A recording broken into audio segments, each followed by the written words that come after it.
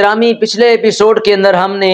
نماز تراویح کی فضائل، نماز تراویح کی برکات کو پڑھا تھا، نماز تراویح کے جو فائدے اور فضیلتیں ہیں وہ بیان کی تھیں۔ آج کے اس ایپیسوڈ کے اندر ہم آپ کو چند مسائل سے آگاہ کرنے لگے ہیں کہ نماز تراویح کے متعلق کچھ چند مسائل ہیں جو بڑے اہم ہیں، بڑی اہمیت رکھتے ہیں، بڑے ضروری ہیں، تو آپ کو ان سے آگاہ کرنے لگے ہیں۔ سب سے پہلے یاد رکھیں کہ نماز تراویح ہر مسلمان عورت، ہر مسلمان مرد جو عاقل ہو، بالغ ہو، اس کے لیے سنت مؤکدہ ہے، لازمی طور پر پڑھنا ہے، اور اس کو چھوڑنے والا جو بندہ ہے اس کے لیے جائز نہیں ہے کہ وہ اس نماز کو چھوڑ دے، کیونکہ یہ سنت مؤکدہ ہے۔ اور دوسری بات یاد رکھیں کہ نماز تراویح جو ہے یہ اس کی 20 رکعتیں ہیں۔ سیدنا فاروق اعظم رضی اللہ تعالیٰ عنہ کے دور کے اندر اس کی 20 رکعتوں کا عہد ہوا تھا، اور اس کی 20 ہی رکعتیں ہیں، اور حضرت ابی بن کعب نے بھی یہ نماز تراویح جو ہے 20 رکعتیں ہی پڑھائی تھی۔ تیسری بات یہ یاد رکھیں کہ نماز تراویح کی جو جماعت ہے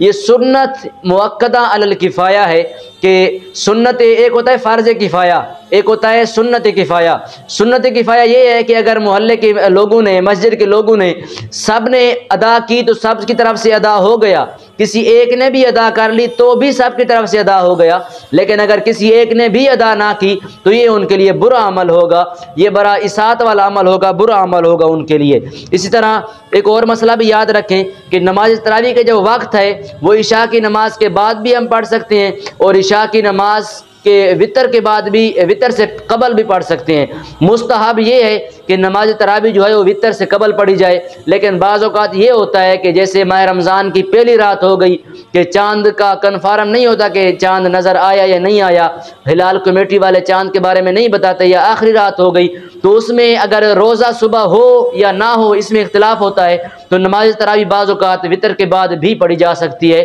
تو نماز ہو جاتی ہے، یاد رکھیے گا۔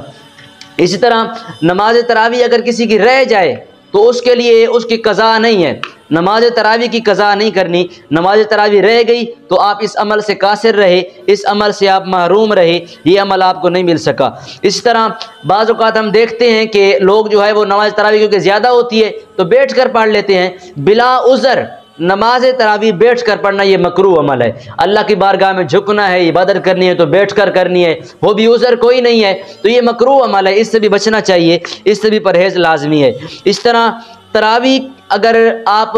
باجماعت مسجد کے اندر پڑھیں گے تو آپ کو یہ سب سے زیادہ افضل یہ ہے کہ تراویح جو ہے وہ باجماعت مسجد کے اندر پڑھی جائے۔ اگر کوئی گھر میں پڑھتا ہے تو نماز تو ہو جاتی ہے، لیکن جو مسجد والا ثواب ہے وہ اس کو نہیں ملتا، مسجد کے ثواب سے وہ بندہ محروم رہتا ہے۔ اسی طرح ہم عموماً دیکھتے ہیں کہ نابالغ کے پیچھے جو ہے وہ لوگ تراویح پڑھ رہے ہوتے ہیں۔ یہاں پر ایک مسئلہ یاد رکھیں، نابالغ کے پیچھے نابالغ ہی تراویح پڑھ سکتے ہیں، بالغ تراویح نہیں پڑھ سکتے۔ اگر بالغ لوگ جو بالغ ہیں، عاقل ہیں، اگر وہ بے عقل اور نابالغ کے پیچھے نماز تراویح ادا کریں گے تو ان کی نماز نہیں ہوگی، اور بھی کوئی نماز نہیں ہوگی، صرف نماز تراویح کا مسئلہ نہیں ہے۔ بالغ کے پیچھے بالغ لوگ ادا کر سکتے ہیں اور نابالغ بھی پڑھ سکتے ہیں، لیکن نابالغ کے پیچھے صرف نابالغ پڑھ سکتے ہیں، بالغ نہیں ادا کر سکتے نماز تراویح۔ اسی طرح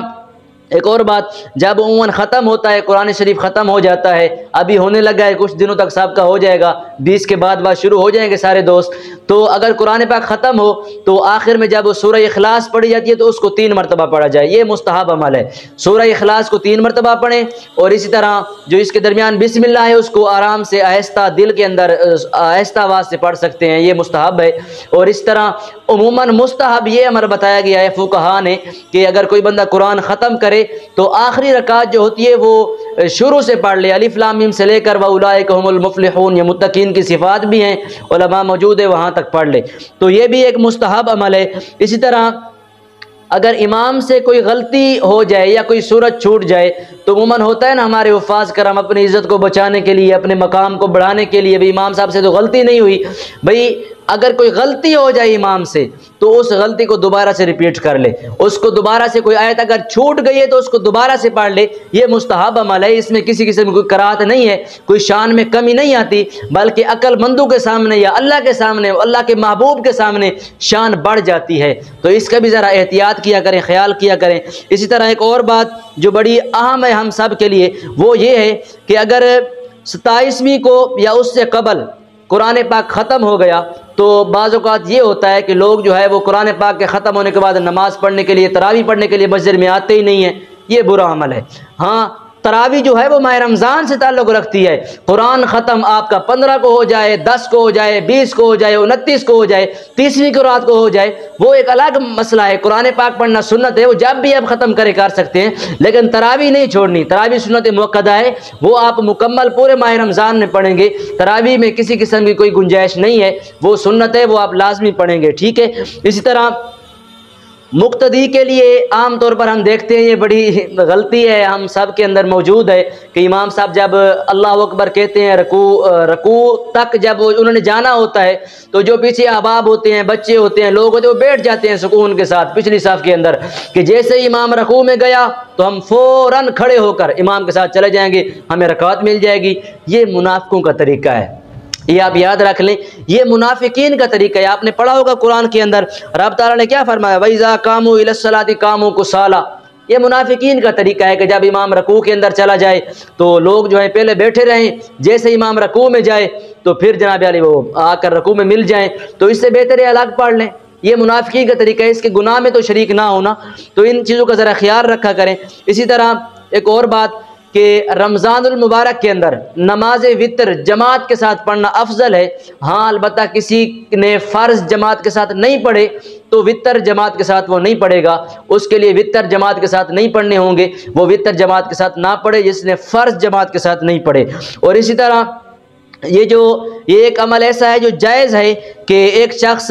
عشاء اور وتر پڑھائے اور دوسرا تراویح، یعنی کہ جو امام صاحب ہیں انہوں نے ایک الگ سے کوئی بندہ رکھا ہوا ہے تراویح پڑھانے کے لیے، تو امام صاحب جو ہیں وہ عشاء کی نماز پڑھائیں اور وتر بھی وہی پڑھائیں، لیکن درمیان میں جو 20 تراویح آ جاتی ہیں وہ کوئی اور بندہ پڑھا لے، تو یہ بھی ایک جائز اور مستحب عمل ہے، ایسا ہو سکتا ہے، اس میں کسی قسم کی کوئی کراہت نہیں ہے۔ اسی طرح حضرت سیدنا فاروق اعظم رضی اللہ تعالیٰ عنہ نے فرض اور وتر کی جماعت حضرت فاروق اعظم کرواتے تھے دور عرب میں اندر، کہ حضرت فاروق اعظم خود فرض اور وتر پڑھاتے تھے، اور جو نماز تراویح تھی وہ حضرت ابی بن کعب وہ پڑھاتے تھے۔ تو یہ چند باتیں، چند مسائل میرے ذہن میں تھے اور کتب سے میں نے نکالے، آپ تک پہنچا دیے۔ اب آپ نے عمل کرنا ہے ان باتوں پر، اور لازمی عمل کرنا ہے تاکہ مجھے بھی ثواب ملے، میرے اساتذہ کرام کو بھی اس کا ثواب پہنچے، جن کا فیضان میں آپ تک پہنچا رہا ہوں ان کو بھی اس کا ثواب پہنچے، میرے والدین کی محنتیں بھی رنگ لائیں۔ میں دعا کرتا ہوں کہ اللہ رب العزت ہم سب کو سدا سلامت رکھے،